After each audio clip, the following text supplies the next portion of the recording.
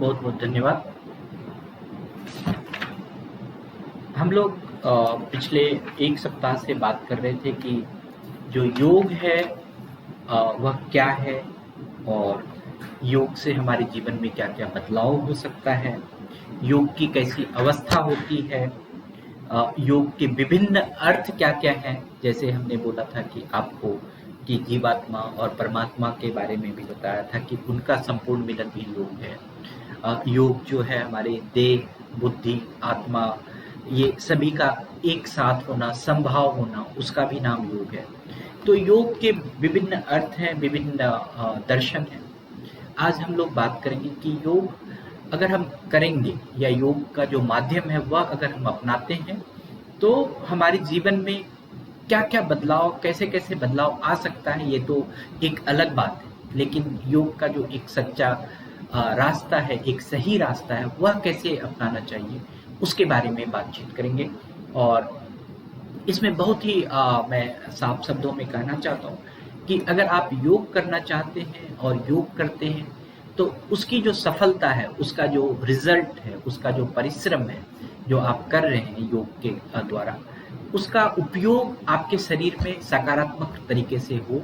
उस सकारात्मकता को लाने के लिए ही एक जो माध्यम है उसको हम अष्टांग योग कहते हैं। अष्टांग योग में मैं आपको बताना चाहता हूँ कि आप ध्यान करते हैं। मैं बार बार आपको कहता हूँ कि आपका आसन सही हो, आपका शरीर, आपके बैठने की स्थिति सही हो, आपका कमर सीधा हो, आपकी रीढ़ की हड्डी सीधा हो। तो इसका अर्थ कुछ और है। इसका अर्थ है कि अगर आप कोई भी कार्य को सही तरीके से नहीं करेंगे तो उसका परिणाम सही नहीं मिलेगा। तो जैसे आप ध्यान करते हैं या फिर बहुत सारे लोग योग के द्वारा समाधि लगाते हैं, लेकिन उससे पहले अगर वह यम और नियम नहीं करे तो उनकी जो ध्यान है और उनकी जो समाधि है वह सही नहीं हो सकती है, उसका कोई परिणाम नहीं हो सकता। उनका ये चीज़ जो है बहुत ही कठिन हो सकता है। तो जब आप योग करना चाहते हैं, योग के द्वारा जुड़ना चाहते हैं, तो अष्टांग योग समझना बहुत जरूरी है। और हम लोग आने वाले कुछ दिनों तक अष्टांग योग के बारे में एक एक चीज़ की, एक एक गुत्थी को समझने की कोशिश करेंगे कि जो यम है और नियम है, या फिर जो भी इसके 8 जो भी इनके हम कहें कि एक बेसिक कंसेप्ट है योग के 8, अगर आप उसको करते हैं, अगर आप उसको पालन करते हैं, तभी आपका योग, उसका परिणाम आपके जीवन में अच्छा हो सकता है। और मैं कहूँगा कि सबसे पहला जो 2 चीज़ है, यम और नियम, ये योग का नींव है। नींव मतलब बिल्डिंग का जो है फाउंडेशन है। अगर वो फाउंडेशन सही नहीं हो तो आपका योग सही नहीं हो सकता है। तो यम और नियम के पालन किए बिना आप न आसन अच्छा कर सकते हैं, न ध्यान अच्छा कर सकते हैं, न समाधि अच्छा कर सकते हैं, न प्रत्याहार आपका अच्छा लग सकता है। तो इन सब चीज़ों के बारे में हम लोग बातचीत कर रहे हैं। और हम लोग बातचीत कर रहे हैं कि यम का अगर नियम पालन करते हैं तो आपको क्या होता है, अगर नियम पालन करते हैं तो क्या होता है। तो यम और नियम, ये सब के बारे में हम लोग एक एक चीज़ करके बात करेंगे। और मैं आपको आज बताना चाहूँगा कि जो 8 अंग है योग के, ये जो अष्टांग योग कहलाता है, इसको अच्छी तरह से अगर आप साधन कर लेते हैं, इसको अच्छी तरह से समझ लेते हैं, और इसका जो अंतःकरण है, मतलब कि इसको आप अपने अंदर अगर उतार लेते हैं तो आपके अंदर खुद अपने आप एक ज्ञान अपने आप आ जाएगा, आपको खुद एक अच्छा नॉलेज आ जाएगा, जिससे आपको अपनी इच्छा के अनुसार, जो हमने बात की थी कि योग से सिद्धि प्राप्त होती है, तो वह सिद्धि प्राप्त आपको मिल सकता है, वो सिद्धि प्राप्त हो सकती है। तो जो 8 अंग है योग के, उसमें सबसे पहला है यम। यम जो है उसके 5 अलग अलग भाग हैं। 5 भाग है: अहिंसा, सत्य, अस्तेय, ब्रह्मचर्य, परिग्रह, और ये 5 उसके पार्ट हैं। तो यम का अर्थ है, मैं आपको एक एक करके बताऊंगा, मैं आज बस एक लाइन में बताना चाहता हूँ। यम का अर्थ है महाव्रत।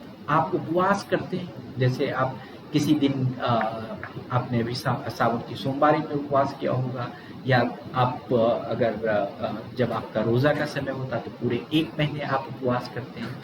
तो जो यम है, यम का अर्थ है उपवास।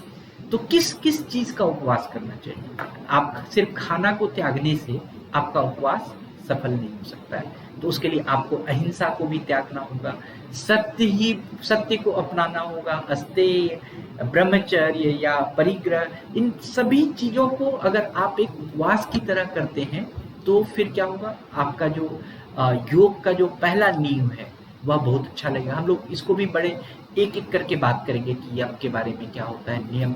अगर हमने नियम के बारे में बात किया है तो नियम के भी 5 नियम है। सबसे पहला नियम है पवित्रता। सबसे पहला नियम जो है योग की नियम के, मैं शुरू से कहते आ रहा हूँ उसको, पवित्रता जो है सबसे पहला नियम। उसके बाद है संतोष, संतोषम परम सुखम, तभी आपको सुख मिल सकता। अगर संतोष नहीं हो, आप सेटिस्फाइड नहीं होंगे तो आपको कोई सुख नहीं मिल सकता। तप, तप मतलब होता है हीट, ऊर्जा। आपके शरीर में ऊर्जा अगर आ रही है, ऊर्जा का साधन हो रहा, मैंने कहा कि ध्यान से भी हमें ऊर्जा मिलती है, तो अगर वो ऊर्जा सही तरह से रूपांतरण शरीर के अंदर नहीं हो तो फिर आपका नियम अच्छा से नहीं चल सकता है। तो नियम आप करेंगे तभी रूपांतरण, तब अच्छा लगेगा आपका। स्वाध्याय, खुद अपने आप में पढ़ना, सेल्फ रीडिंग, वो बहुत इंपॉर्टेंट है। और ईश्वर के प्रति प्राणिधान, वो करना बहुत जरूरी है। साथ साथ जब हम बात करते हैं प्राणायाम के बारे में, मैंने तो ये ध्यान और समाधि के बारे में बोला कि जब तक यम और नियम सही नहीं रहेगा तब तक आपका जो ध्यान है या समाधि है उस तरफ आप अच्छे तरीके से नहीं कर सकते। लेकिन आप प्राणायाम के बारे में भी मैं अगर आपको बताना चाहूँ तो प्राणायाम के लिए भी आपको बहुत इम्पॉर्टेंट है आपका यम और नियम। अगर आप प्राणायाम के लिए जितना भी यत्न करते हैं, आप सांस लेने की प्रक्रिया को, अलग अलग तरीके के प्राणायाम है, हम उसके बारे में भी बात करेंगे। अगर आपके मन में काम है, क्रोध है, लोभ है, मोह है, झूठ है, कपट है, तो ये जो प्राणायाम सांस लेने की प्रक्रिया है वह भी सही से नहीं हो सकती।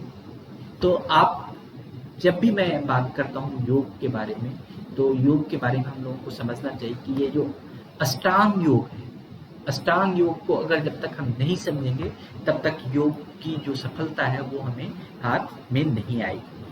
अगर हम बात करते थे कि स्वधर्म, स्वरक्षा, आपको ईश्वर भक्ति या परमात्मा के प्रति आस्था, जो भी चीज जिससे भी आप जुड़ना चाहते हैं, आप अपने काम से जुड़ना चाहते हैं, आप अपने परिवार से जुड़ना चाहते हैं, आप अपने समाज से जुड़ना चाहते हैं, जिस चीज से भी जुड़ना चाहते हैं, योग का अर्थ ही है जुड़ना।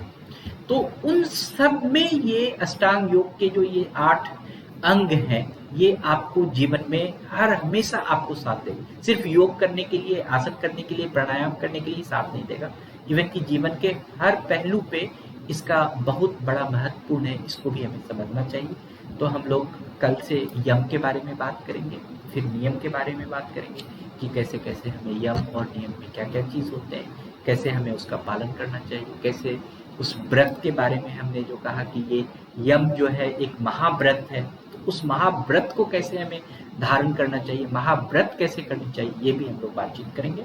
तो आज के लिए बस इतना ही, धन्यवाद।